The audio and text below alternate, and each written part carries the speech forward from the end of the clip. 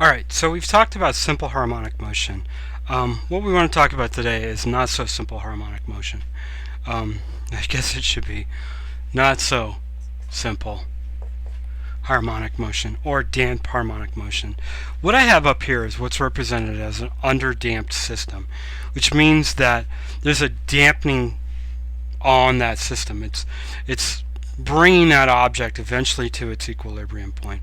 When we refer to this, there are three types of damped harmonic oscillators. There's an underdamped, an overdamped, and a critically damped.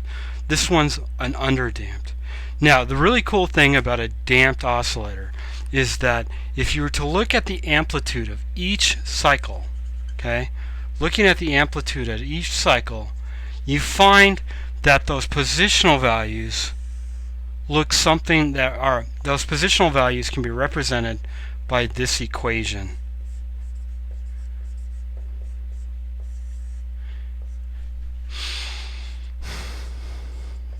Okay, is represented by this equation. So this means position equals the maximum position, which you can say is here, I guess, or which should be up here, times the exponent or the exponential of negative bt. B here is not actually a b, that's a beta. And it is called the dampening function or the dampening value. The beta is what's bringing the system to a stop. Okay, so as we look at this, we can say that this curve is represented by this equation. The total motion is actually represented by that equation times the simple harmonic motion.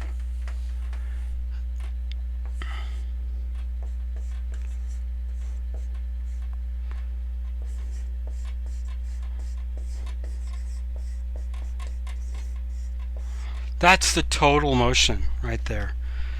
But if in case you have to solve a problem where you're trying to find the dampening function, this value for beta, that you can draw this graph, and if you can fit the data in here, then you can solve for this. Or if you only know, in this case, 3 data points, you can say that this value is representing x max, this right here,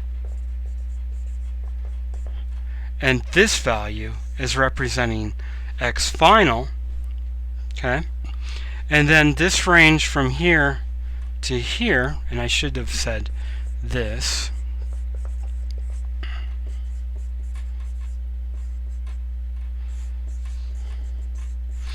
this from here to here is t. So at that point you know this, and you know this. So all you have to do now is solve for beta. Okay? So that's an underdamped harmonic oscillator. That's what it looks like. If you wanted to look at an overdamped harmonic oscillator, it's kind of funny to call it an overdamped harmonic oscillator because it's not really all that harmonic.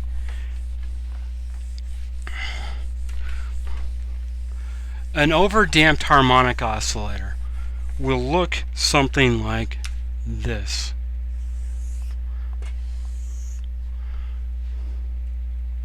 Starting from a maximum point, it wants to follow that exact same curve, but it may do something like that. Okay? It's an overdamped system. Overdamped meaning that it doesn't go through a single cycle. It just collapses. As a matter of fact, this curve here that you're experiencing is nothing more than e to the, God dang it, x max e to the bt. The sine function is completely wiped out in this case. It's overdamped. It just goes. Now, if you were to think about real-life systems, and going back to my underdamped system, you can think of a real-life system for an underdamped is anything. A pendulum, for example, is an underdamped system. It'll eventually, it goes like this, and eventually it'll come to a stop. Eventually. But it's traveled so many cycles before it stops. That's an underdamped system. The other way you can think about it is a mass on a spring. It goes up and down, and eventually it comes to a stop. That's underdamped. Now, critically damped, you can think of those as your swinging doors, like your patio doors, with the spring inside of there. You open it and you let go, and it just slowly closes. It doesn't oscillate. It doesn't go beyond the door frame and then back. It just goes to an end. Okay, so that's what an overdamp system looks like. And then like I said, an underdamp would be a pendulum. Eventually comes to a stop. The last one is a critically damped system. Now, critically damped systems are great. Why they're called critically damped is that the system completes exactly one cycle before coming to an end. There's a function there, that dampening function is such that when the system, when you release it, it completes one cycle before, nope, doesn't go back up, before coming to a stop. Okay, critically damped systems are great because those critically damped systems are the shortest time possible it takes to bring something to an end. If you have a door that swings and then comes to an end, or if you have a door that's allowed to swing all the way open and then swing back and comes to a stop, that's critically damped. It just goes through one cycle. Okay, and it's great because it's the shortest amount of time.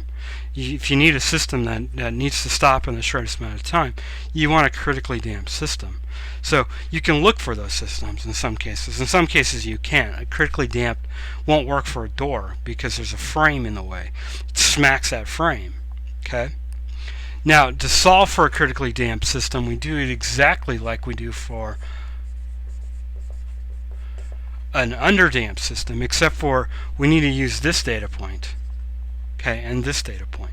This is going to be the absolute value of that x value.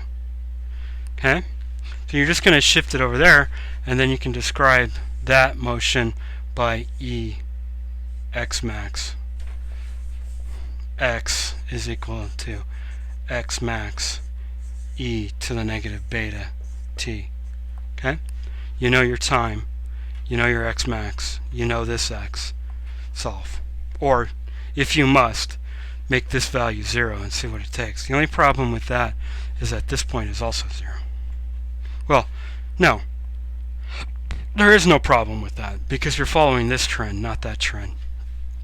So erase that. You can use the 0 point, right? Except for that would mean that time goes to infinity.